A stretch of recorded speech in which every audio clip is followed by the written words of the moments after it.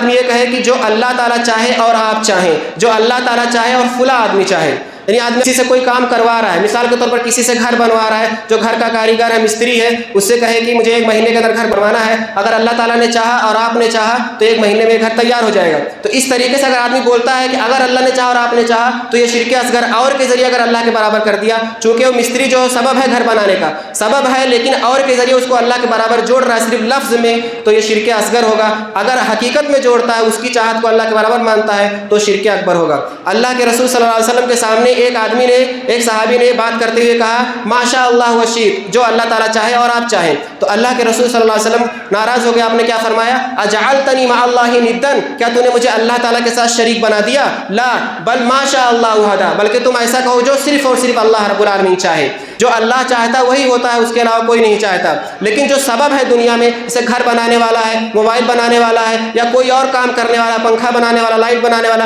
جو سبب ہے ان کو آدمی کہہ سکتا ہے کہ وہ چاہے، لیکن اور کے ذریعے نہیں جوڑ سکتا، اس کو پھر کے ذریعے آدمی کہہ سکتا ہے۔ ابو داؤد کے اندر اللہ کے رسول صلی اللہ علیہ وسلم نے فرمایا لا تقولوا ما شاء اللہ وشاء فلان بل قولوا ما شاء اللہ ثم شاء فلان، یعنی تم ایسا نہ کہو کہ جو اللہ چاہے اور فلاں آدمی چاہے، بلکہ ایسا کہو جو اللہ چاہے پھر فلاں آدمی چاہے، یعنی جو اس کام کا سبب ہے، جو کام کرنے والا ہے، مستری ہے، جو اس کا کاریگر ہے، چاہے گا تو اللہ تعالیٰ ہی جو حقیقت چاہنے والا، جو توفیق دینے والا ہے، لیکن جو کرنے والا مستری اس کو پھر کے ذریعے اس کا درجہ گھٹا کر کے آدمی بول سکتا ہے۔ تو ایسا اگر بولتا ہے تو اس میں کوئی حرج کی بات نہیں، لیکن اور کے ذریعے اگر جوڑتا ہے تو گویا کہ برابر کر دیتا ہے، یہ شرک اصغر ہو جائے گا۔ لیکن اگر وہ کا کوئی سبب ہی نہیں ہے، جیسے گھر بنوا رہا آدمی، گھر بنوانے میں اس کا کوئی عمل دخل نہیں ہے، اس کی چاہت کو آدمی جوڑتا ہے تو وہ شرک اکبر ہوگا۔ مثال کے طور پر آدمی کہتا ہے کہ یہ گھر 1 مہینے میں، اگر پیر صاحب نے چاہا، بابا صاحب نے چاہا اور بزرگ صاحب نے چاہا تو 1 مہینے میں گھر تیار ہو جائے گا، تو یہ چاہت جو ہوگی وہ شرک اکبر ہوگی، اس لیے کہ اس چاہت میں پیر کا کوئی عمل دخل نہیں ہے، اس کو گویا کہ غائبانہ طور پر اس کو مان رہا ہے، اس کو نفع نقصان کا مالک سمجھ رہا ہے